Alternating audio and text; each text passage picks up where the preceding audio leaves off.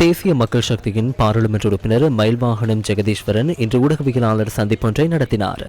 மன்னார் மாவட்டத்துக்கு ஜனாதிபதி அவர்கள் நேரடியாக விஜயம் செய்து மாவட்ட அபிவிருத்தி குழு கூட்டத்தை கூட்டியிருந்தார். மீனவர் சமூகம் தங்களுக்கு எந்தவித நிவாரணமும் வழங்கப்படவில்லை.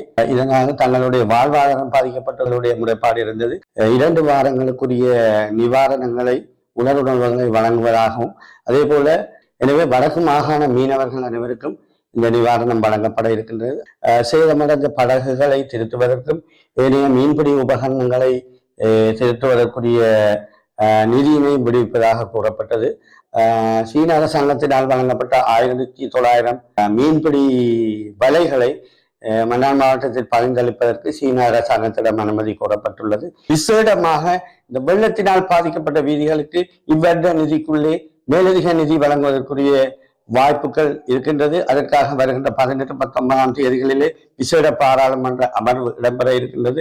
எங்களுடைய அரசாங்கத்தை பொறுத்த வரையிலே மக்களுடைய அரசாங்கம் என்ற வகையிலே இந்த வெள்ளானத்தினால் பாதிக்கப்பட்ட மக்களுக்கு இதுவரை காலம் எந்த அரசாங்கமும் செய்யாத அளவுக்கான நிவாரணப் பணிகளை அள்ளி நாங்கள் வழங்கி இருக்கணும்.